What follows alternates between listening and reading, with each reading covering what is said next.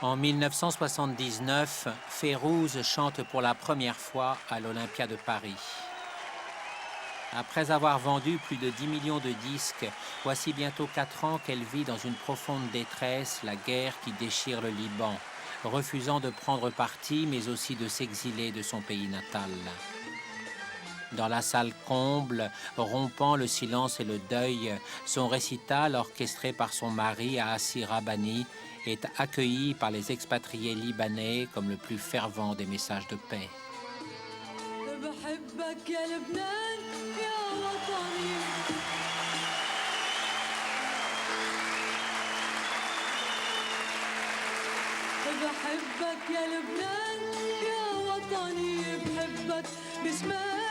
بذنوبك بسهلك بحبك يا لبنان يا وطني بحبك بشمالك بجنوبك بسهلك بحبك تسأل شو بني وشو اللي ما بني تسأل شو بني وشو اللي ما بني بحبك يا لبنان يا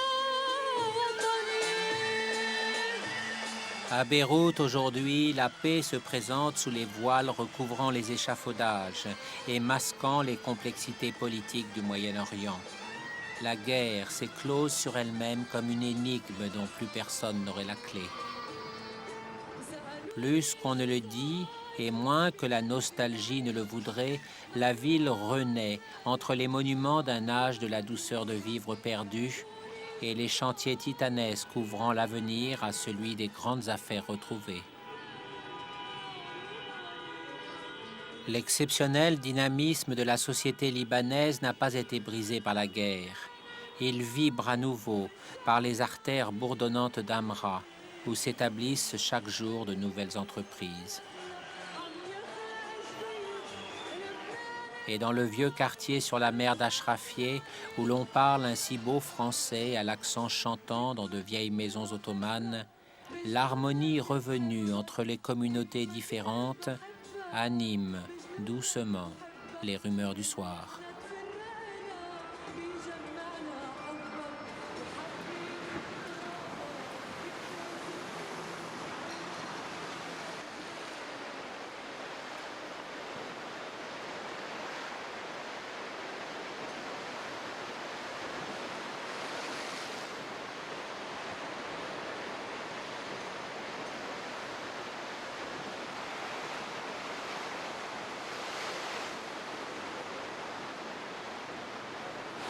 Comme un grand blessé, le Liban réapprend à vivre. Et c'est par la voix de Férouz qu'il renoue les fils les plus chers à sa mémoire.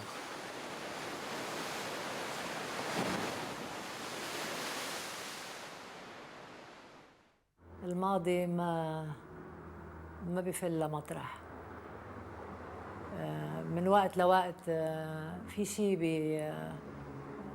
بيتذكروا الواحد بدق فيه للماضي ايام بتكون اشياء حزينه وايام بتكون اشياء حلوه كثير. Au quartier d'El Basta, où Nouhad Haddad, qui devait devenir Férouz, passa son enfance au sein d'une famille chrétienne très modeste mais aussi très unie, les réfugiés musulmans chiites sont désormais les plus nombreux. Mais pour eux, le souvenir de Férouz n'en demeure pas moins partout présent. فيروز احسن من ام كلثوم. ام كلثوم بمصر، فيروز عندنا هون بلبنان. فيروز بلش طفولتها هون بالبسطه هون، محل ما عم تصور بالبسطه هون. كانت صغيره. وي وي فيروز كانت صغيره، بتغني شو اسمه السينما كابيتال. بالكابيتال على بالتياترو. فيروز نحن بنعرفها هي وصغيره وبتغني ست الكل فيروز.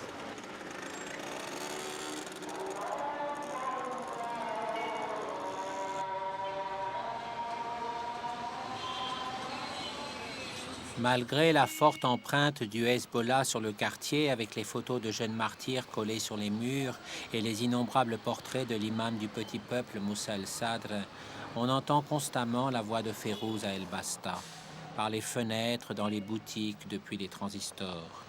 Et l'on mesure ainsi à quel point le Liban s'impose à la fois par la richesse de toutes ses différences et par l'unité de la culture dont Férouz est l'interprète. كانت عائلتي فقيرة ومتواضعة بس كنا صحيح كنت كتير سعيدة ما كان في هم وما عندي شيء من اللي عندهم اياه الأولاد بس كنت سعيدة ما بعرف من شو يعني طفولتي وعمري أنا وصبية ما كان يعرف الزعل أبداً. C'est au début des années 30 que Wadi et Lisa Haddad quittent la montagne des Cèdres pour tenter leur chance à Beyrouth. Arabes et cosmopolites, au carrefour des États surgis des ruines de l'Empire ottoman et au contact de la France mandataire, la capitale libanaise invente un modèle de ville méditerranéenne moderne et libérale. Wadi y trouve un emploi de typographe. Lisa s'occupe de ses 4 enfants. On va à la messe le dimanche, on épargne pour l'école, on rit et on chante aussi. حلو الجو كان طبيعي وبسيط كتير وعادي يعني ما في مجهود مثل ما بتتوفر الاشياء كانت تصير والا انتظار لنسمع موسيقى.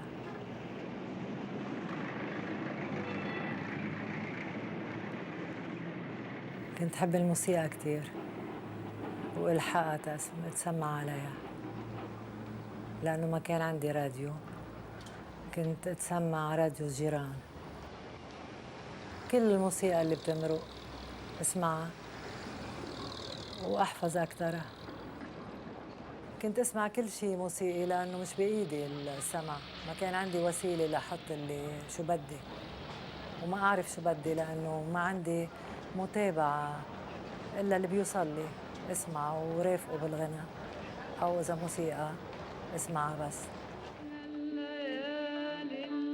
La radio libanaise était alors à la pointe du progrès arabe.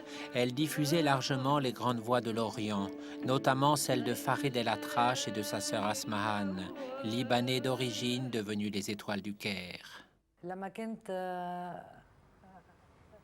اسمع الموسيقى اللي هي من عند الجيران كانوا بالطابق العالي وأنا بالمطبخ والباب المطبخ بيعطي على شباك جار بيشتغل بالليل وبينام بالنهار وأنا بالمطبخ عم بشتغل بالنهار بس تطلع الموسيقى بلش أنا رفقة يوعى هو ويفتح الشباك ويبلش يعيط ويسب انه ليش ما بيجوا يفتحوا الاذاعه هون انه شو هيدا كانت يوميه هالقصه لغايه ما فليت من البيت ارتاح مني كليا. Ainsi était Nouhad Haddad, sage et gaie, candide et espiègle, une enfant de bons principes, tendrement inculquée.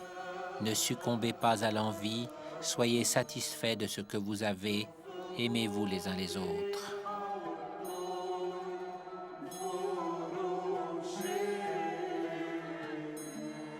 De nos jours, les jeunes écolières de son quartier natal ne sont guère différentes.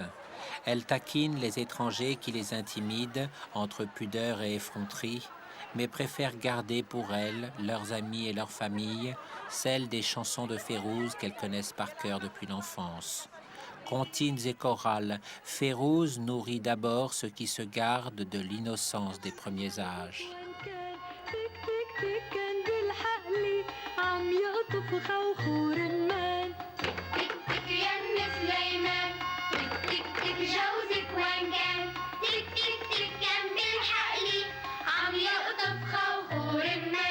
يا ستي بدور شوف القمر كيف بيدور والناطورة بدها شمس والشمس بعقد المرجان تك تك تك يم سليمان تك تك تك جوزك وين كان تك تك تك كان بالحقلي عم يقطف خوخو رمان عمي يا عمي الحطاب خلينا نلعب عالباب والجارة بدها قمحة والقمحة عند الطحان تك تك تك يم سليمان تك تك جوزك وين كان تك تك تك يم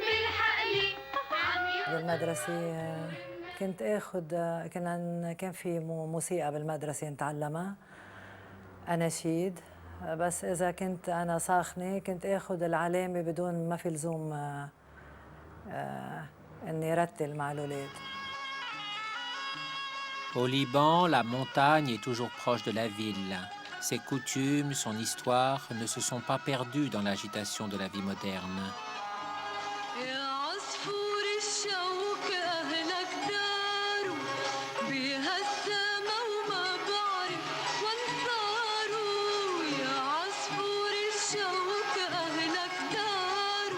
Ainsi, Férouz n'oublie jamais l'adolescente Nourad Haddad, qui passait ses vacances dans un petit village d'altitude perdu en surplomb de la mer.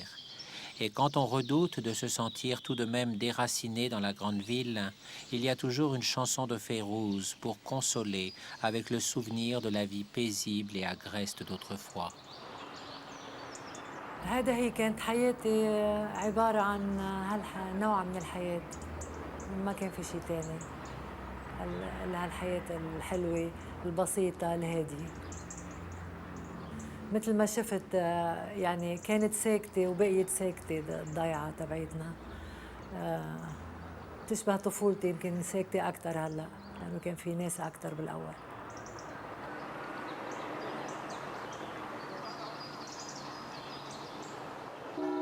ما كنت ألعب مثل الأولاد لأنه كنت أعيش مع ستي ومضي النهار لنجيب مي ولنحضر الأكل ولننظف البيت ولنشتري الأغراض.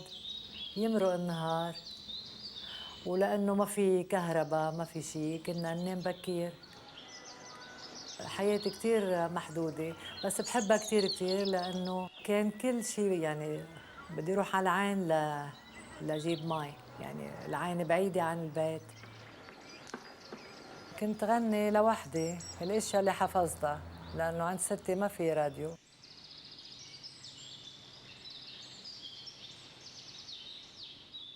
في غنية لستي انكتبت وبس اسمعها بتذكر الضيعة وستي أكيد. كانت بأمريكا وكانت تحكي لغة،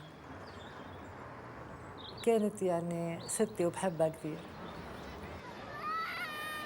تخبرني قصص بالليل لحتى نمضي وقت بالليل، تخبرني عن حياتها وحكايات.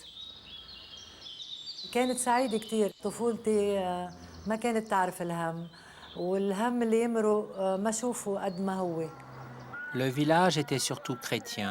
Un peu plus loin commençait le pays des musulmans druzes, et l'on entendait aussi bien l'appel à la prière que la cloche de l'Angélus, tandis que les mariages et les fêtes rassemblaient toutes les familles. جيران قراب كثير كانوا، خليط من كل هالناس، مشاركة بكل شيء، بالفرح وبالحزن وبالحياة اليومية يعني. والفترات اللي أدرس فيها يعني يمرق الصيف ما أحس، لأنه المطرح اللي بتحبه بتحس الوقت كتير صغير بيمرق بسرعة. وكنت لما بدي أرجع على المدرسة ابكي كتير، ضل ابكي كل الطريق. كل شيء بذكر بشيء. ما عندي حدا أروح لعنده، كانت ستي وكانت أمي وبيي فل. Comme Beyrouth, les villages de la montagne ont aussi profondément souffert de la guerre. D'avoir si souvent chanté ce qu'ils furent, Férouz fait espérer aux Libanais ce qu'ils devraient aussi bientôt redevenir.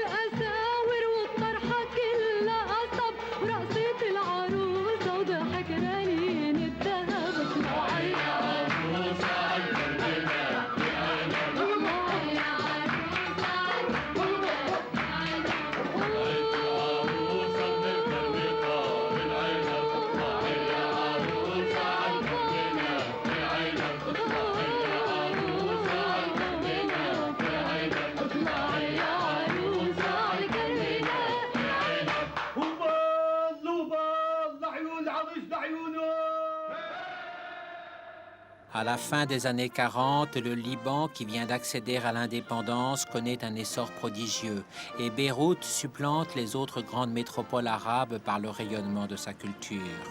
Alors qu'elle chante à l'école l'hymne national, un professeur du conservatoire remarque Nouhad. Il l'incite à y suivre des cours qui lui permettront de chanter à la chorale de la radio. Non sans mal, le père de Nouhad accepte à condition qu'elle soit chaperonnée par son frère.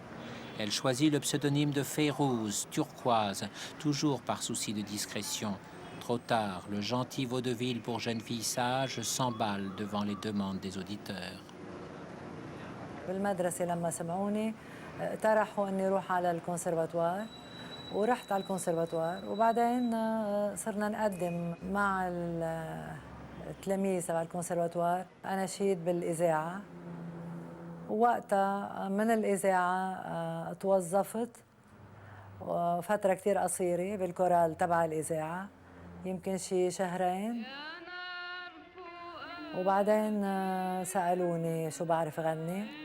غنيت هالغنيتين موال أسمهان وفريد الأطرش يا زهرة في خيالي. رغبتي وسيستم حياتي أنا كان من البداية مختلف كلياً عن الجو الفني اللي بيعرفوه كل الناس. كان كتير محافظ ومن البيت للإذاعة هيدا كان نشاطي يعني ما كان في مشاوير تاني. كان كله ديريكت ما كان في تسجيل. كل شيء يتقدم بالإذاعة مباشر.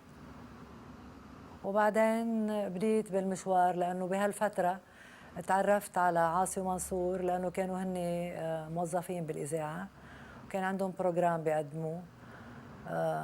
تعرفت عليهم وبدي المشوار معهم وتركت الإذاعة يعني ما طولت بالإذاعة ككورال. Aassi Rabbani était flic pour gagner sa vie et musicien depuis l'adolescence. Préférant les revues d'Eduardo Bianco et son orchestre argentin aux maussades obligations de son État, il était parvenu à devenir directeur artistique à la radio avec son frère Mansour. عاصي ومنصور معهم صار اللي اسمه الفن اللبناني واللي هو كان مش مثل الفن التقليدي اللي بنسمعه واللي كنت اسمعه بالإذاعة.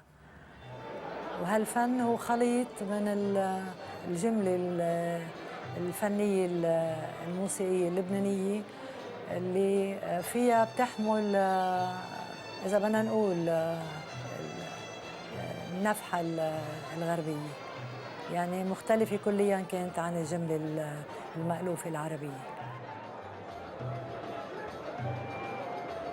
Aassi et Mansour avaient du génie en plus d'une connaissance étendue de toutes les musiques. La première chanson qu'ils firent enregistrer à Fayrouz en 1952 fut un triomphe immédiat dans tout le monde arabe.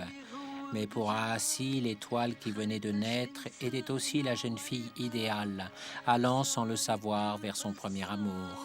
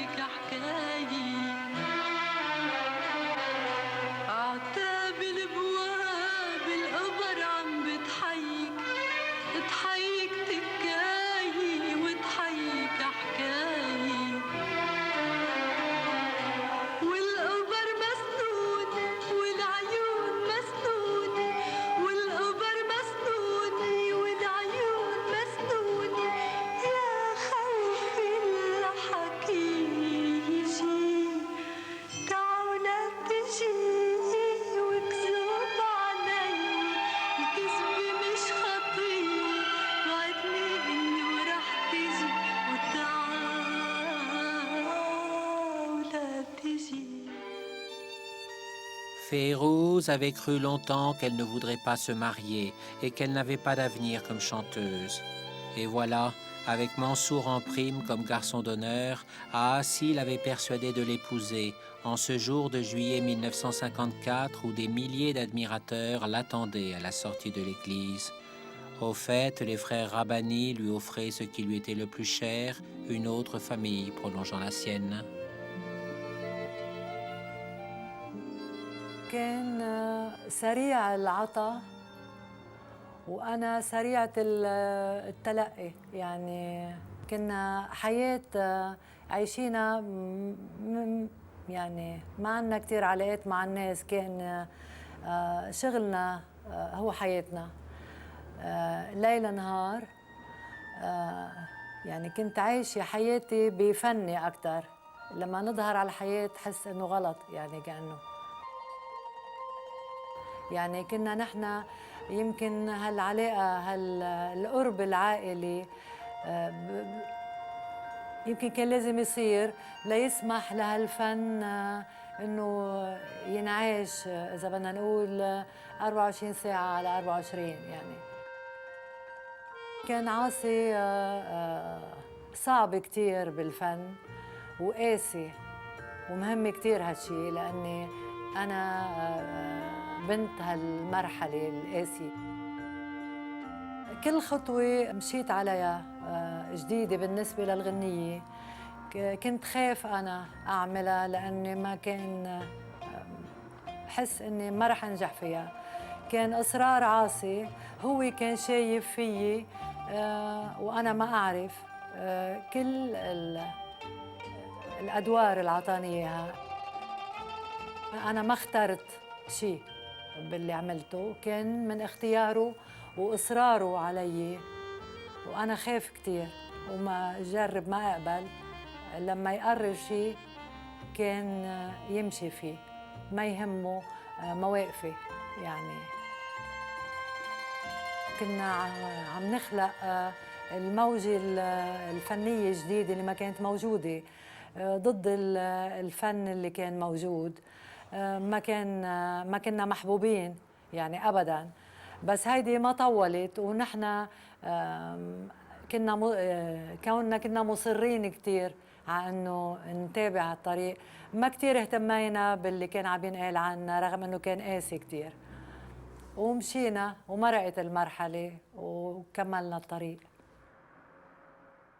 Mais qui pilotait le trio? Férouz se retranche derrière le souvenir d'Aassi et Mansour vous dirait que c'était Férouz. Ils étaient inséparables, portés par une inspiration illimitée et le bonheur d'être réunis pour la faire naître et la partager. ما كنا حاسين يعني يمرق يطلع الضوء وما نعرف إنه طلع الضوء، يعني إلا لما نفتح الشباك. يعني نفوت على استوديو ما نعرف أي ساعة نطلع. يعني الوقت الساعة ما إلها مطرح بشغلنا، ومرق سنين هيك. نفس الطبع. ايوه. وجود عاصي ومنصور حدي كان يخفف من هالشي. تعرفت عليهم ومشينا بلشنا درب الشغل سوا. وأكيد بعدين حسيت إني بمطرح بحبه كتير، وهالمطرح صار يكبر ويوسع كتير، لأنه صار يوسع من الغنية للمسرحية يعني للقصة الكبيرة. يعني صار شغلنا أوسع وأحلى، وأكيد إعجابي كتير كبير فيهم، لأنه حسيت حالي بمطرح بحبه كتير. يمكن هيدا المطرح اللي كنت عفتش عليه بدون ما أعرف. يعني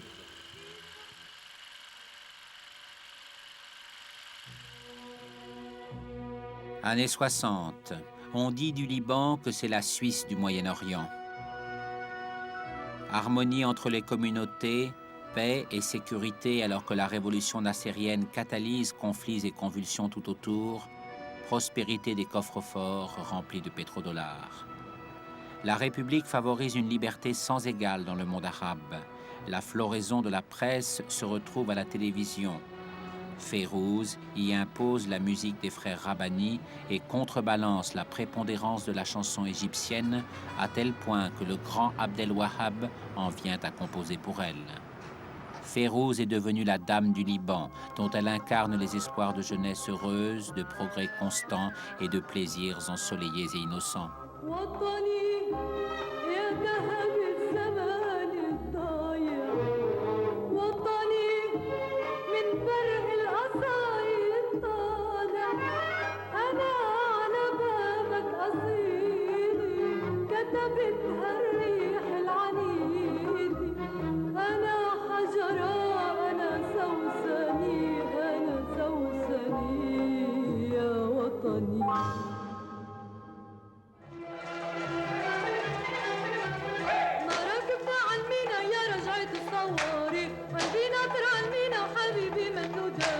ضحكت لك شواطينا يا مراكبنا العمينا مراكبنا عمينا يا رجال الصواري مدينة في عمينا وحبيبي بالدولاري ضحكت لك شواطينا يا مراكبنا عمينا نطرني عالرمل وقال بكرة أنا جاي لوحت له بهاك الشال والدمع مخباي نطرني عالرمل وقال بكرة أنا جاي لوحت له بهاك الشال والدمع مخباي مداري حبيبي حتى الشمس الغريبة عم يكتب أسامينا يا مراكبنا العمينا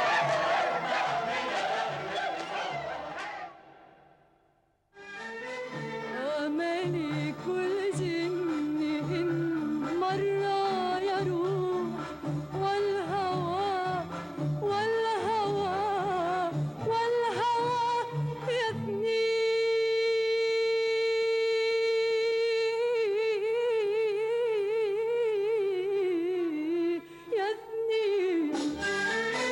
أملي كل جني إن مرة يروح والهوى والهوى والهوى يثنيه فهو مثلي مثلي عاشق فهو مثلي مثلي عاشق كيف يبوح بالذي يضنيه بالذي يضنيه مجدك احتميت بترابك الجني عاسمك النيت عاسمك رح غني بمجدك احتميت بترابك الجني عاسمك غنيت عاسمك رح غني مجدك احتميت بترابك الجني عاسمك النيت عاسمك رح غني واحمل بايدي كاسك المليان ارفعوا لفوق لفوق لفوق لمطرح اللي بيوقف الزمان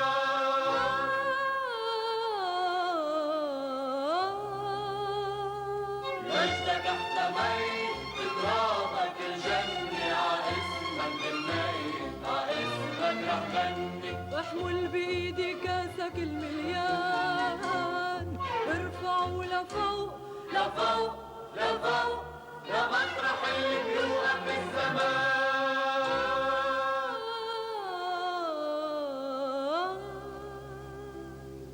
واسكر باسمك مجد يا لبنان اسكر باسمك مجد يا لبنان اسكر باسمك مجد يا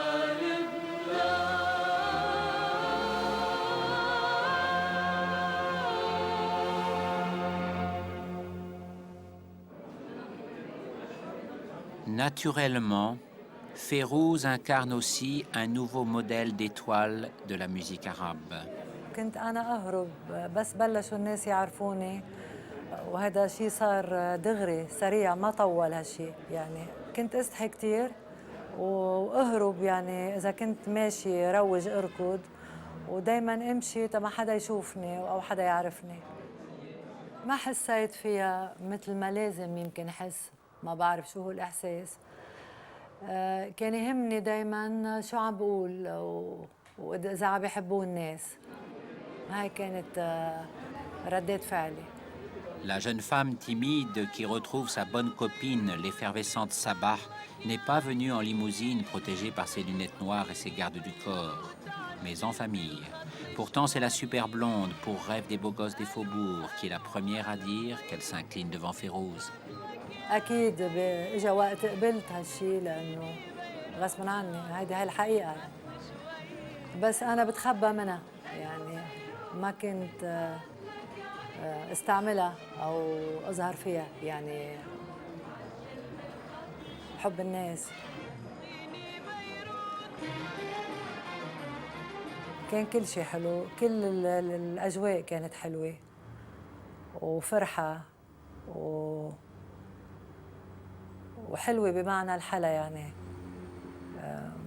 على كل الأصعدة مش بس الفنية. C'est aussi le temps des premiers grands voyages.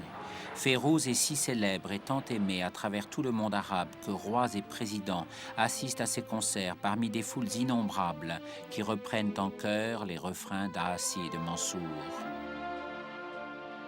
Sa petite sœur aussi accompagne désormais le trio, mais rien ne vaut la joie des retours et de cette vie de famille dont Férouz a fait une forteresse contre la célébrité, comme un exemple pour toutes les femmes arabes, puisqu'elle prouve en brisant le mythe des divas inatteignables et solitaires qu'on peut être à la fois épouse, mère et artiste.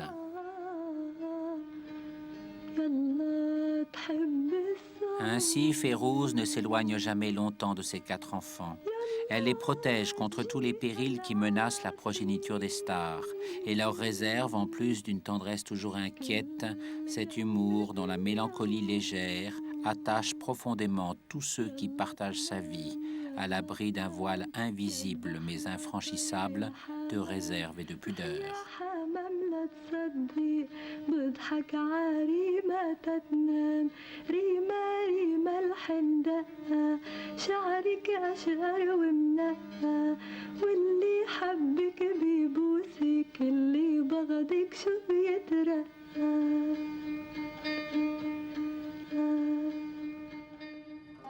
Le succès du festival de Baalbek stimule particulièrement les frères Rabbani.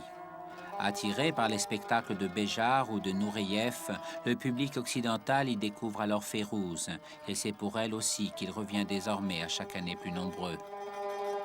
من سنين العز اللي عشناها والجمال كان كل السنين اللي عملنا فيها بعلبك كان لبنان بأهم المرحلة الجمالية والحياتية.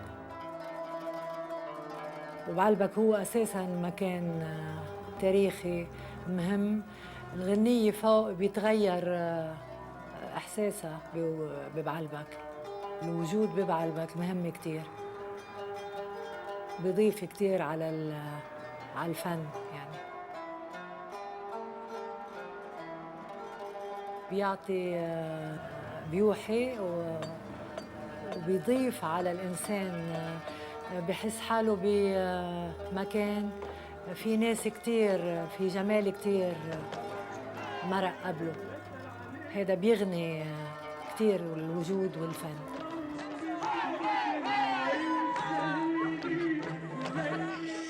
Ainsi, Baalbek devient une étape obligée sur l'agenda Hermès des Beautiful People, saisie par une intensité à la fois singulière et douce que n'attendait plus leur vie blasée de tous les plaisirs de la jet-set des croisières et du grand tourisme.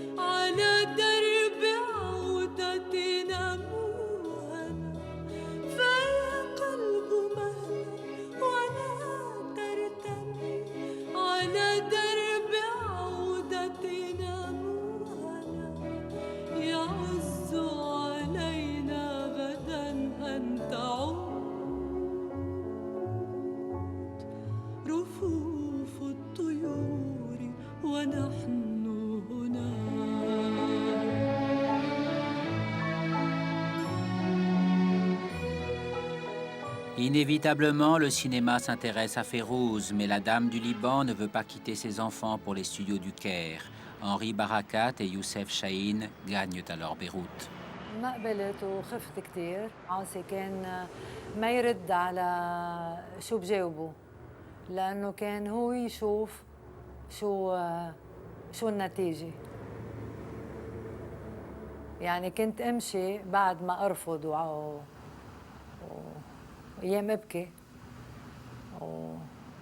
وقل له ما بعرف أحكي ما بعرف أمشي، يقول لي ما عليكي وتمشي الاشياء، بتترك كل السوفينير. يعني انا بعتبر الافلام اللي عملتها بقي فيها كل الاشياء اللي بنحبها، ان كان من البيوت او من القصه او من المطارح او من الجبال او من الناس. يعني بتحافظ على كل الاشياء اللي حبيناها وحبينا انها بتبقى بالسينما. Les films de Férouz ne comportent ni scènes de violence ni baisers en gros plan, mais ils sont empreints de tout l'amour de leur héroïne pour son meilleur partenaire, le Liban de ses souvenirs personnels qui commencent dans la montagne, des cèdres et de la neige.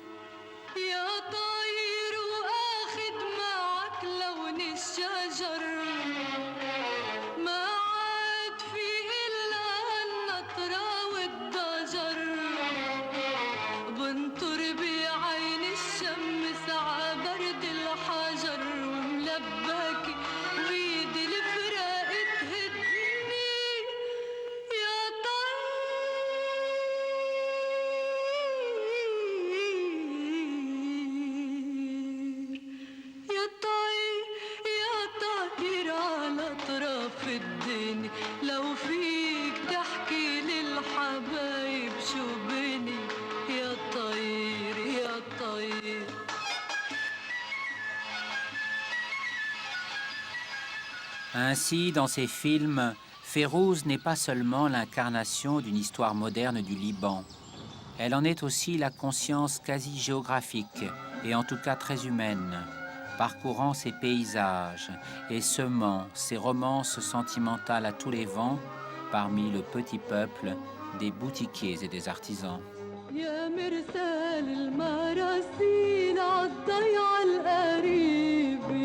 خدلي بدربك هالمنديل واعطي لحبيبي يا مرسال المراسيل عالضيع القريبي خدلي بدربك هالمنديل واعطي لحبيبي عالداير طرزت شوي ايدي على سوارة وحيكت له اسمه علي بخيطان السنارة عالداير طرزت شوي ايدي على سوارة وحيكت له اسمه علي بخيطان السنارة بخيطان الزرق وحمر وغناني الصبيان السمر كتبت له قصة عمره بدموعي الكتيبة خدلي بدربك هالمنديل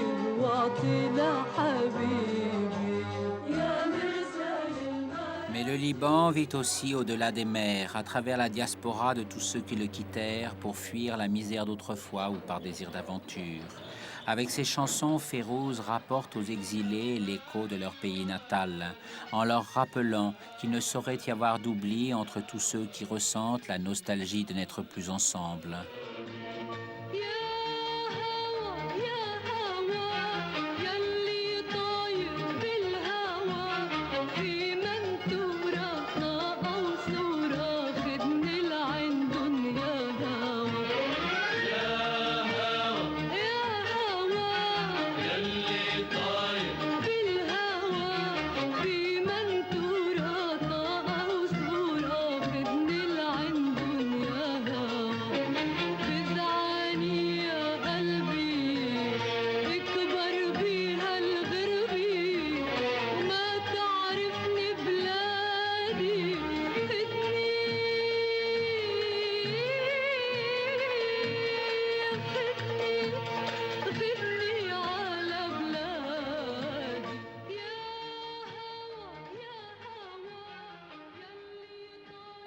الإنسان اللي ما بيعرفني من لما بيسمعني بيقدر يقدر أكثر شيء بشخصي يعني، أو الأهم شيء كل نفسي بتعبر عنها غنيتي لما بقدمها.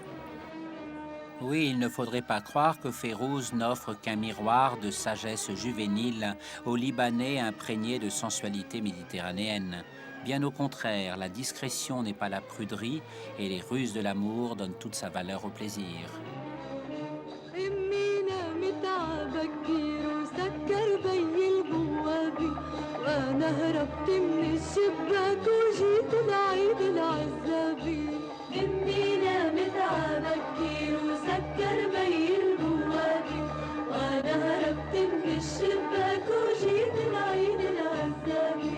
شباكي بعده مفتوح والبرداية عم بتلوح، شباكي بعده مفتوح والبرداية عم بتلوح، نعرفوا بغيابي أهلي يا دلي وين بدي روح، وين بدي روح يا دلي، نعرفوا أهلي بغيابي، أمي نامت عبكير وسكر. Ainsi, le Liban de la douceur de vivre ne peut pas croire que l'on s'entretue au-delà de ses frontières et que la violence le menace à son tour. Entre banques et casinos, il se pense dans un ailleurs de la carte, avec des princes du désert attirés par des pin-up blondes et des galas de Côte d'Azur pour noceurs à la fatigue distinguée. Il y a tant d'argent à dépenser avec les jolies jeunes femmes à qui des inconnus ont fait miroiter la chance d'une tournée sobrement qualifiée d'artistique. Le Liban s'amuse et se grise de distractions faciles, tandis que Beyrouth se hérisse de gratte-ciel à l'ombre desquels se pressent des réfugiés misérables. Mais la fête s'emballe dans une robe de paillettes et un orient de pacotille, et le vacarme ne permet plus d'entendre la vérité que chante la musique d'une Férouz devenue bien grave.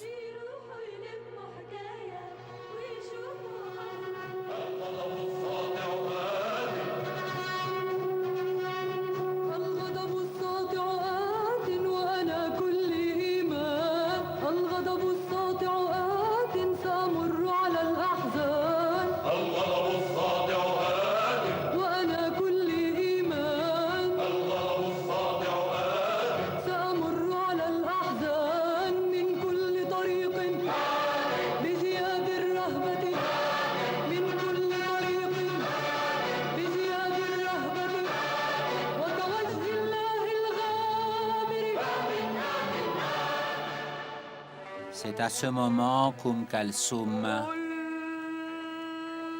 témoigne de tout le bien qu'elle pense de Férouz. Dans la solitude amère où glisse le monde arabe, il importe à la diva du Caire de désigner celle qui lui succédera au royaume de la fierté préservée et de la consolation si nécessaire.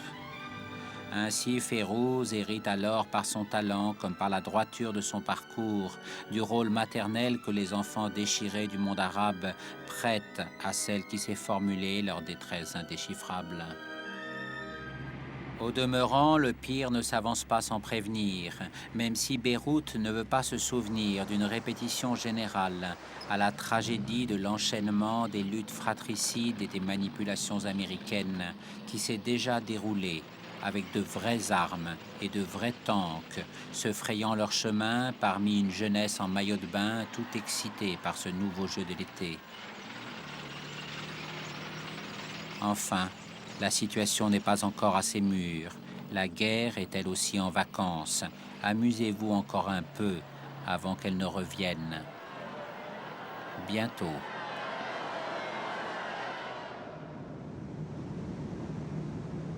En 1971, le trio s'envole pour les États-Unis. L'Amérique est un pari d'autant plus risqué qu'il faut commencer la tournée dans de petites villes avant de gagner New York. Malgré un nez nouveau, la protection d'Aassi et de Mansour, la certitude de maîtriser son métier, Férouz est en proie à sa vieille ennemie de toujours, l'inquiétude. En plus, ça commence mal. Le directeur du premier théâtre traite ces immigrants d'un pays inconnu avec une morgue méprisante. Impresarios introuvables, loges misérables, répétitions dans une salle sinistre. Mais Assi aborde toutes ces déconvenues avec la joie de refaire ses débuts et la rage souriante d'arracher une victoire. قال لي عاصي هلا إذا ما إجا حدا على المسرح أنت غني وما يهمك. قلت له كيف بتغني إذا ما في حدا؟ قال لي إيه بتغني ولا يهمك. صار يخبرني قصص خليني أحس إنه ما خاف أو ما فكر بهالموضوع. صرت بدي أبكي أنا. قال لي لا ما عليكي انت غني وعم بقول لك لو ما في حدا طلعي غني وبس. اجى الليل واجت اللحظه وطلعت على المسرح واذ الصاله مليانه ناس وغنيت.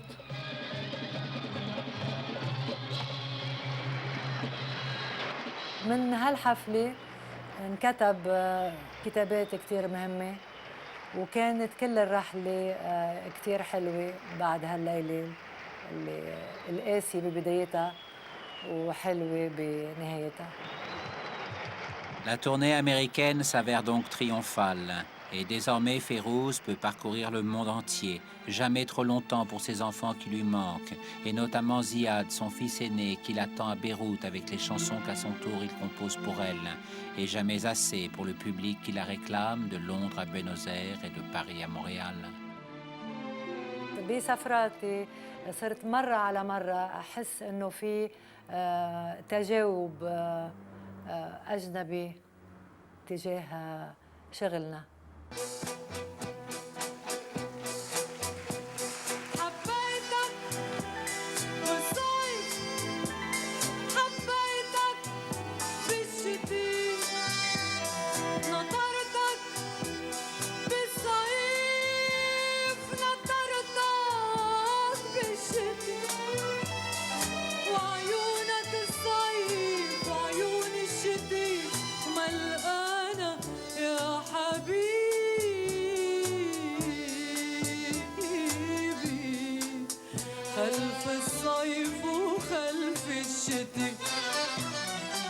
Tout a réussi. La petite fille d'un modeste foyer chrétien d'El Basta est devenue l'interprète la plus aimée de la chanson arabe. Et pourtant, l'angoisse ne la quitte pas. Elle sent Assi épuisée par des années de travail fou. Et lorsqu'elle retrouve sa retraite dans la montagne des Cèdres, elle ne reconnaît plus le pays de sa jeunesse.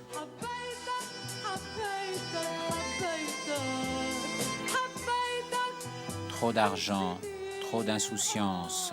Le Liban est comme en fuite de lui-même. Assi tente de la rassurer. Turquoise, ma turquoise, tu m'as aimé l'été, tu m'as aimé l'hiver, et nous aurons tant d'autres belles saisons à vivre ensemble, dans la paix préservée du Liban, des neiges et du soleil.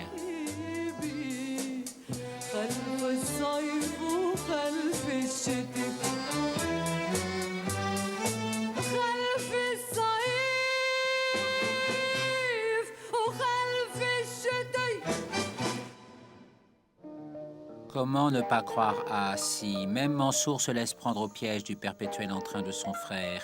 Il suffit qu'il ait un piano à sa portée pour que quelques notes le ramènent vers de nouveaux projets.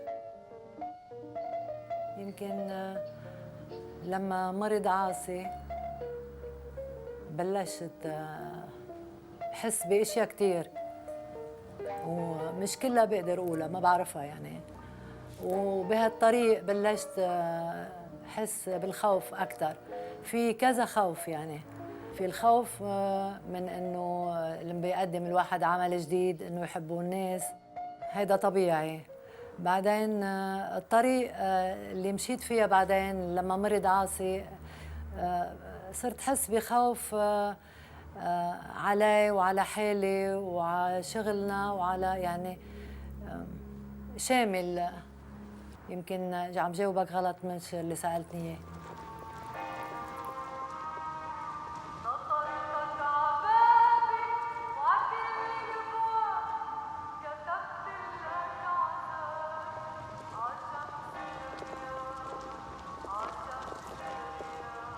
Le théâtre Piccadilly d'El Hamra a fermé ses portes.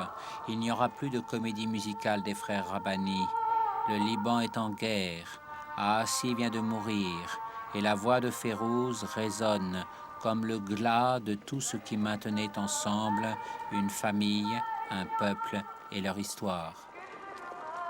غيابه تعبني وحسسني بكل الاشياء اللي كان حملها عني، يعني شيء اكيد. وانا كل ما غني مطرح اكيد بيكون هو موجود مش بس بالغنية، موجود شخصه. وافتكر يعني اني عم بعمل اشياء مثل ما هو بحبها.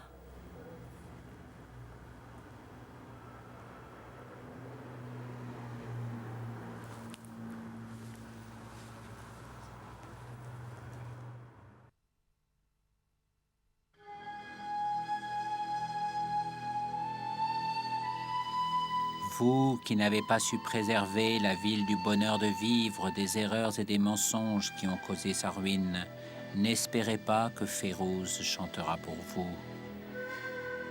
Oui, vous qui l'avez plongé dans la désolation et mettez le pays à feu et à sang, entraîné dans des vendettas obscures.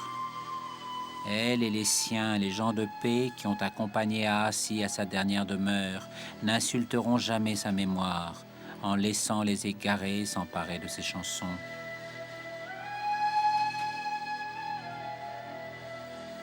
Oui, ne comptez pas sur Férouz pour oublier tout ce que vous avez détruit. Et dans le fracas de vos armes, n'attendez que la réponse de son silence.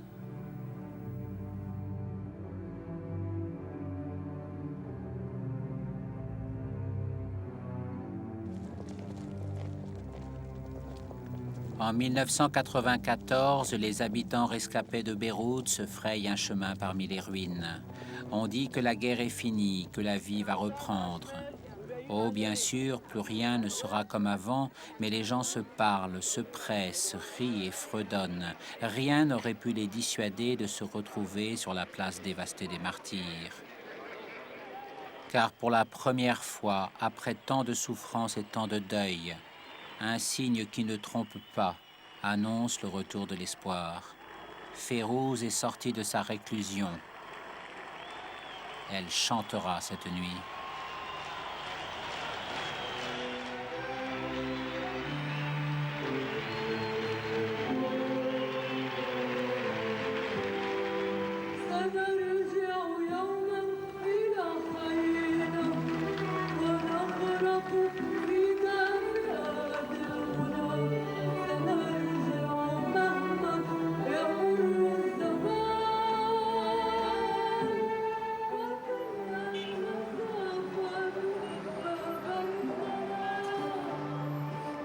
Mais quelle est cette paix où s'étalent déjà trop d'appétits et de richesses, tandis que la misère étreint des milliers de familles naufragées par l'interminable épreuve?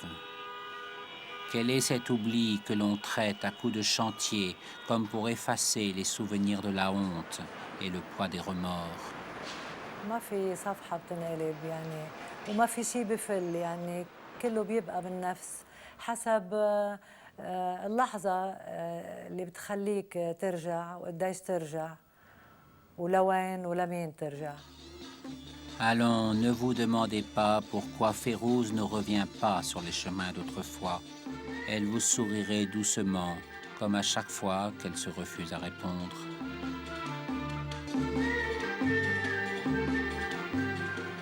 À l'hôtel Palmyra de Baalbek, cela fait bien longtemps qu'il ne vient plus grand monde.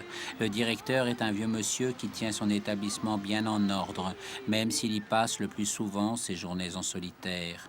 Ses idées s'embrouillent un peu, la guerre sans doute.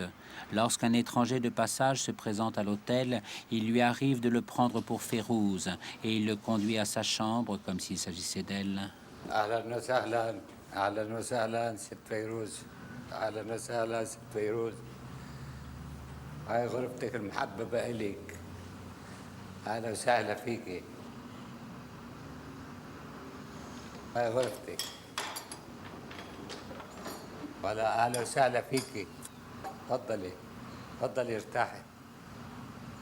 هذه غرفة فيروز، السيدة فيروز. بحب كثير أغانيها، بعرفها كثير.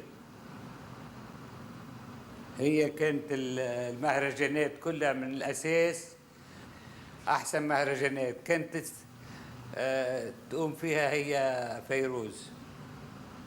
كان في عز أحسن من هاي، كان في بكفي، كان خير، وفي بشر وفي عالم تفهم على الأغاني الحلوة اللي كانت تعملها فيروز.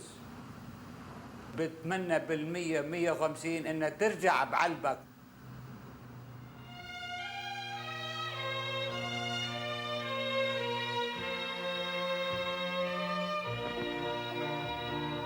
المجد الكرامي انتي احلى، الحكم الشهرة انتي احلى. Ne croyez pas que le vieux directeur de l'hôtel Palmyra ait réellement perdu la tête. Il connaît au contraire la seule vérité qui vaille. On ne pourra être sûr de la paix et de l'avenir du Liban que lorsque Férouz reviendra chanter à Baalbek.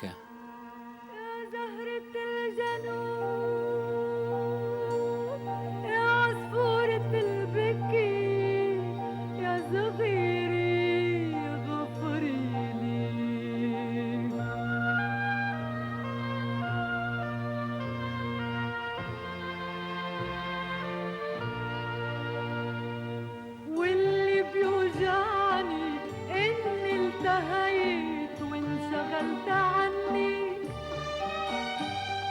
وكم مرة أقول بعود بكرة، دار الأحبة عغفلة بروحه، ما بيعطوا خبر عغفلة بروحه، بروحه.